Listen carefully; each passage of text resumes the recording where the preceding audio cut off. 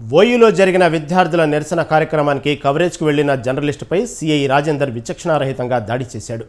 దీనికి నిరసనగా సిరిసిల్ల జిల్లాలోని తెలంగాణ చౌక్లో అఖిలపక్షం ఆధ్వర్యంలో జర్నలిస్టులు నల్ల బ్యాడ్జీలు ధరించి నిరసన తెలిపారు. తెలంగాణ చౌక్ నుంచి తహసీల్దార్ కార్యాలయం వరకు ర్యాలీగా వెళ్లి తహసీల్దార్కు వినతి పత్రం అందజేశారు. ప్రభుత్వానికి ప్రజలకు వారధిగా పనిచేసే జర్నలిస్టులపై పోలీసులు దాడి చేయడం అమానుషమని అఖిలపక్షం నాయకులు అన్నారు. నిరుద్యోగులు, విద్యార్థుల సమస్యలపై నిరంతరం పోరాడుతున్న మీడియా ప్రతినిధులపై పోలీసులు దాడి చేయటమేంటని ప్రశ్నించారు. జర్నలిస్టు శ్రీ చరణ్పై దాడి చేసిన సిఐని వెంటనే సస్పెండ్ చేయాలని డిమాండ్ చేశారు. లేని పక్షంలో అఖిలపక్షం ఆధ్వర్యంలో ఆందోళన ఉధృతం చేస్తామని హెచ్చరించారు.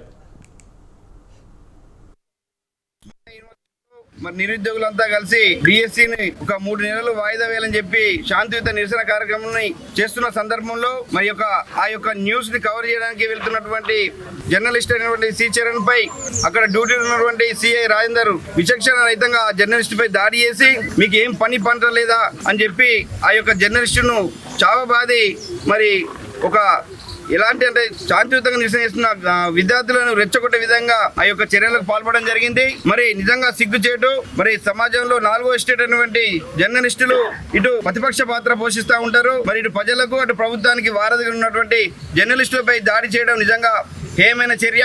మరి నువ్వు ఒక దొంగ, మరి ఓటుకు నోటు కేసులో నువ్వు ఒక పిల్లిలాగా జైలుకి వెళ్తే నిన్ను హైలైట్ చేసింది ఈ జర్నలిస్టులు. మరి అదేవిధంగా తెలంగాణ ఉద్యమంలో తెలంగాణ రావడానికి మరి నువ్వు ముఖ్యమంత్రి కావడానికి కారణం కూడా ఈ జర్నలిస్టులు.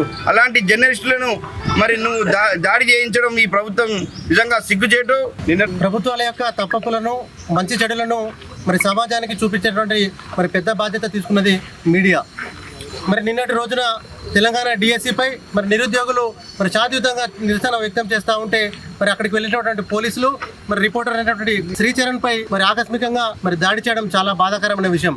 మరి ప్రభుత్వం గుర్తుంచుకోవాలి, మొన్ననే మీరు అధికారంలోకి వచ్చారు.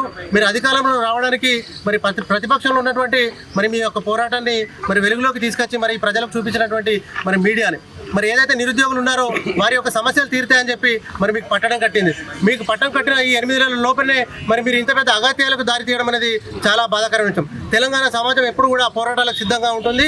నిన్న జరిగినటువంటి దాడిని ఇలా వేములవాడ పట్టణంలో అఖిల పక్షాన మేము ఖండిస్తూ ఉన్నాము. మరి సిఐ రాజేందర్ గారిపై మరి వెంటనే ప్రభుత్వం చర్యలు తీసుకోవాలి. వెంటనే నిరుద్యోగులకు న్యాయం చేయాలి, న్యాయమైన డిమాండ్లను నెరవేర్చాలి. మరి అదేవిధంగా మరి శ్రీచరణ్కి సరైనటువంటి మెరుగైన వైద్యం కల్పించి వారికి పూర్తిస్థాయి న్యాయం చేయాలని చెప్పి మరి అఖిల పక్షం తరఫున మేము వేములవాడ పట్టణ పక్షాన డిమాండ్ చేస్తా ఉన్నాం. ప్రభుత్వాల యొక్క తప్పప్పులను, మంచి చెడులను మరి సమాజానికి చూపించేటువంటి మరి పెద్ద బాధ్యత తీసుకున్నది మీడియా. మరి నిన్నటి రోజున